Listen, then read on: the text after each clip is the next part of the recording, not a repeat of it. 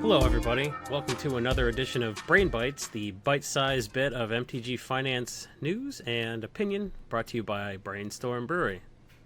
Oh my! I just got that. That's why we call it Brainbites, because it's okay. Corbin told me that I have to start out the video by saying it's your boy Jason. I'm not gonna do that. So, if you want me to continue not saying it's your boy Jason, because I don't want to, please just hit the subscribe button to subscribe to our channel. I think there's a like button. You should like that, but I think there's also a thumbs up. Is there a like and a thumbs up? Could you do both of those? And then you see the little bell icon? Let's treat that like a Junkio bell, right? And then like the plus X is the number of subscribers we have, and the other plus X is how much revenue we get from YouTube. Let's pretend it's a temple bell and tap it, and then we all get stuff. Can we just do the thing? Because the thing that we're here to talk about today is the announcement from the EDH Rules Committee that they're going to temporarily allow silver bordered, otherwise known as uncards, to be legal until January 15th. Notice I said till January 15th. That means there is a time in the future where they will not be legal anymore. The Rules Committee has already said that this isn't them playing just the tip with us. These definitely aren't going to be legal after the 15th. They said the only long-term consequences of this, I guess besides financial consequences that they didn't anticipate, which we'll get into in a moment, will be that some groups decide that they like playing with some of these silver border cards. Now, these weren't really designed to be legal in EDH, so they're not really sort of like power level scaled for EDH, so some of the cards are pretty wacky. Like Black Lotus is like a 4-mana on turn 1, which is just dumb. People complain enough about Soul Ring, but if you're getting 4 mana on turn 1, and who cares if you tear up a $6 card, because guess what? It's not going to be legal after January 15th, so rip away, I guess. In their announcement, the Rules Committee has also said that they have no vested financial interest in. They didn't buy a bunch of silver border cards, and because they anticipated some dumb people would say some dumb crap like that. Like, I'm not saying that. I don't think that they knew. And if they did, it would have been nice if they had told me. So I could have bought some silver border cards. But honestly, I don't really think there's all that much going on that's financially relevant. So I've seen a lot of people complaining, saying that the Rules Committee are... I saw a guy call them fascists. And if I could just address that, they're actual fascists right now. So maybe like calm your rhetoric a little bit. You're talking about like a rules committee that voluntarily comes up with the rules for a casual format in a children's card game. So like let's maybe calm a little bit down. Probably don't need to be calling anyone the F word when they're just trying to do a fake joke thing for fun until January 15th. And they are absolutely looking for stuff to be fun. So there was a pretty substantial ban list out of the gate.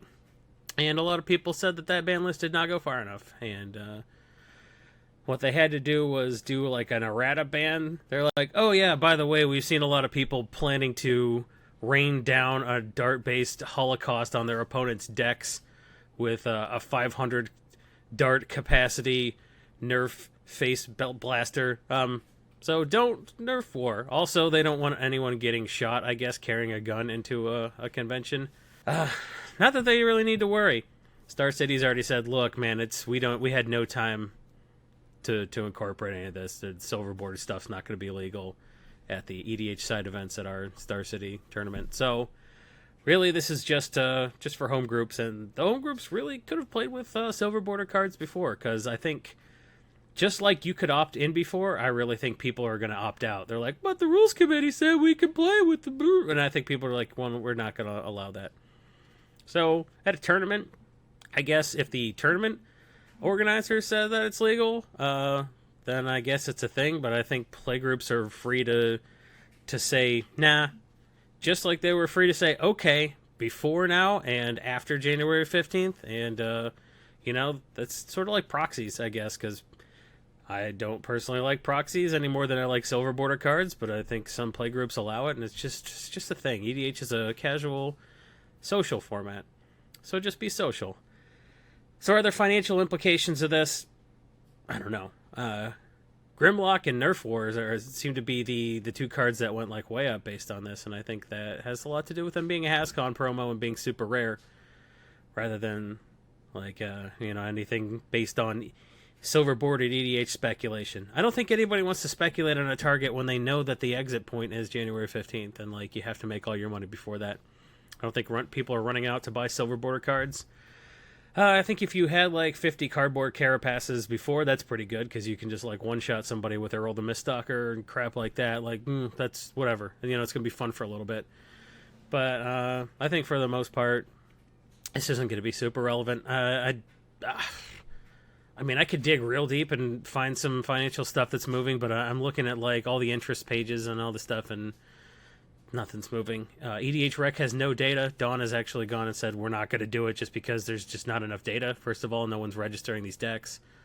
Like Frankie Peanuts, I guess, has enough people that just like register their decks on the sites that we scrape, and it's not a thing. So I wouldn't worry about any of that. I think for the most part, this is just going to be a fun temporary thing. It'll be gone on the 15th. Some play groups will decide to keep it, but really maybe no more than would have before this was a thing. I think we all need to calm down. I don't think this will be a thing at all. And why would you listen to me? Because on the podcast this week, I said, hey, I don't think they'll be legal at all. But if you think about it, every point I made that I used in support of my position that these would not be made legal are the same criteria they use to make these only legal temporarily. So, was I really all that wrong?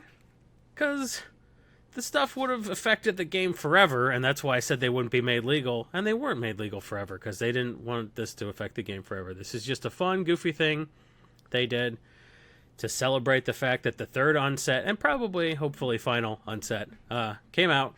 So that's all I got for you.